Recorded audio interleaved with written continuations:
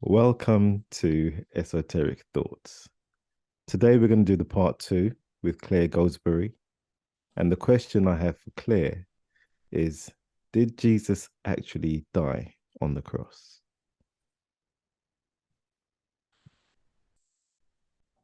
Thank you. That's a good question.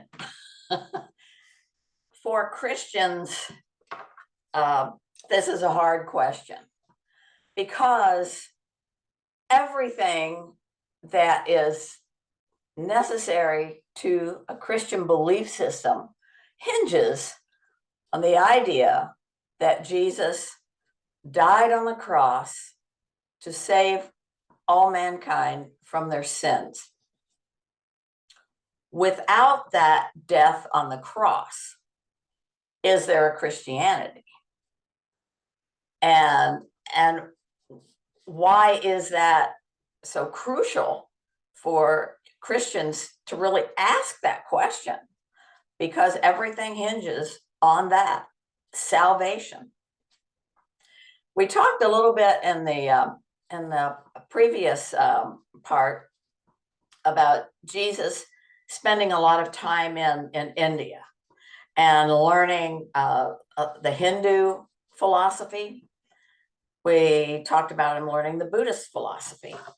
There's an excellent book by Holger Kirsten, written in conjunction with Elmar Gruber. They're Germans, and Germans know a lot about Buddhism. Germans studied Buddhism. They found a lot of interest in Buddhism. So I highly recommend this book. It's the original Jesus. And it talks a lot about how when Jesus went back to begin his teaching ministry, he performed a lot of the miracles that he learned when he was in India. He learned Buddhist miracles. You have to remember that Buddhism and Hinduism were a lot about miracles, and how what we think we're seeing often isn't what is really happening. And so when Jesus taught, many of his teachings came from Buddhist ideas. And it's interesting that the more I studied Buddhism, and then I'd go back and look at the canonical Gospels, and I would see the similarities in a lot of these teachings. You remember we talked about how almost everywhere Jesus went when he was in India, he taught things that people didn't like. And so they often were after him for teaching things that they didn't think were right or true.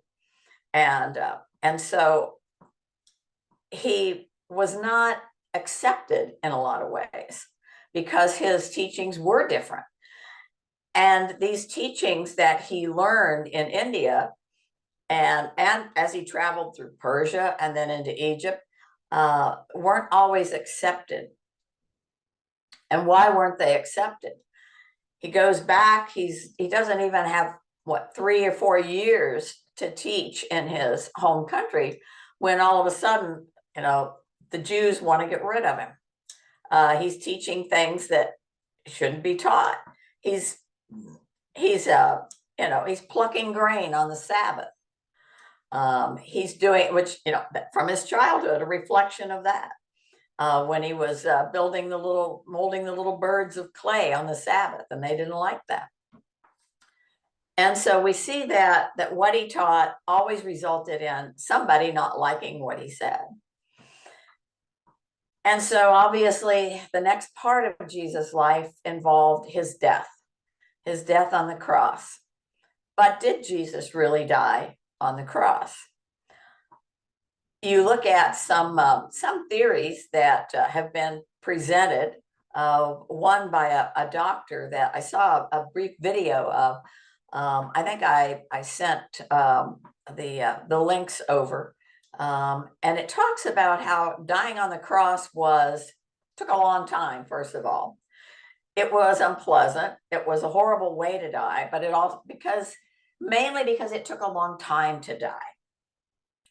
This one doctor who has explored the idea of dying on a cross in the way that Jesus and the two thieves on either side of him were to die, they couldn't have died in just a few days.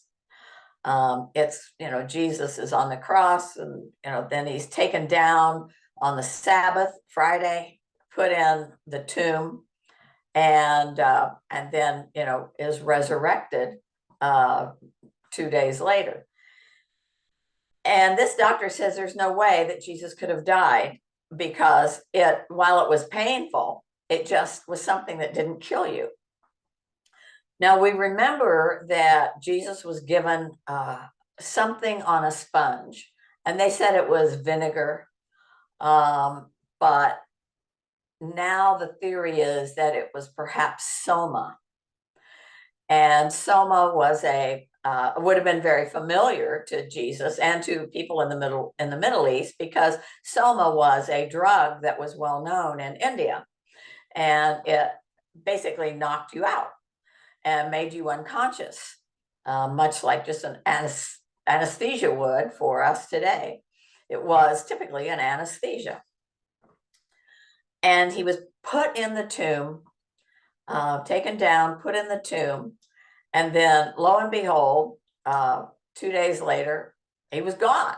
Well, he rose from the dead. That was the theory. The fact that people saw him after his death was not seen as an anomaly. It was, yes, this is proof of resurrection. And resurrection and reincarnation are obviously two different things, but we can see that, this idea of maintaining one's body, retaining one's body even after death is very important to Christians. And so the idea that you leave your body and the body just goes nowhere, that's why we have burials. God forbid that anybody would have ever told my mother she would be cremated, because no, she was going to need her body after whatever is supposed to happen after. And so that's a very important thing for many Christians, is to keep their bodies, because of the idea that they will be resurrected and maintain the body. And this was kind of the idea that they got from people seeing Jesus after his death. But did he really die and then just disappear? Did people see a ghost? Did people see what they thought they saw? And there's a whole new theory, and it comes from the Notovich manuscripts as well, that Jesus was taken to India. Why would Jesus be taken to India, and who took him? Did somebody go along with him?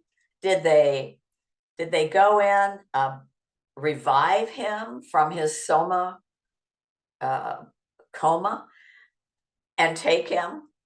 And who might have done that? Well, from everything I've read, I think that it was probably Thomas. The other disciples went to different places after Jesus' death to preach the gospel. Thomas went to India.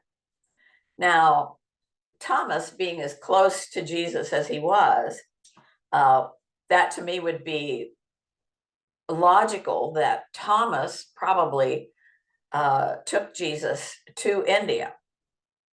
That perhaps Jesus even took Mary. There is in the Notovich booklet, he took Mary, and that she died before he did. He outlived her. That he went to India and he took up preaching in India, working with Buddhist monks and teaching there. And Thomas taught as well. Thomas is buried in India. Thomas is very well known in India. And whether Thomas taught modern day Christianity, I doubt it. I doubt it, because the Christianity that we know today was really developed theologically by Paul. the Apostle Paul. That he's the main character, I think, in developing modern day Christianity. So it would, to me, make sense that that Jesus would have gone back to India. I think he developed a lot of friendships there, relationships there. He certainly met with a lot of teachers. He was very much attuned to a Buddhist tradition. And I think that we can't deny the fact that it sounds plausible. It sounds very plausible that that he went and ultimately supposedly lived to the age of 83 and then died in Kashmir and is buried underneath of a house in Kashmir called Rosabal. And the picture of the house can be seen, and you can even read the story about the Rosabal tomb and why people think that that is the tomb. They believe that that is the tomb of Jesus as he finished his life and his life's work in India, where he really began his life's work at the age of 13. So I think that what we have is worth looking at. It's worth reading about. It's worth, even looking at the videos. Some of the videos about it are made by an Arab guy. I think he's an I can't remember what his title is, but he's an Arab, and it's subtitled so you can read it because it's in Arabic. The movie is, and it's about a 20-minute video, and it's very interesting about Jesus's journey to India after his death. That is offensive to Christians, and not meaning to offend anybody, but perhaps looking at it in a different way. That perhaps the idea of reincarnation versus resurrection is something to be considered, as is the idea of liberation. We liberate ourselves from the errors of this world rather than salvation. We don't need someone to save us as much as we need to learn what it takes to liberate ourselves from this unreal existence that we experience on this level of consciousness. Clare Goldsberry, thank you. Thank you.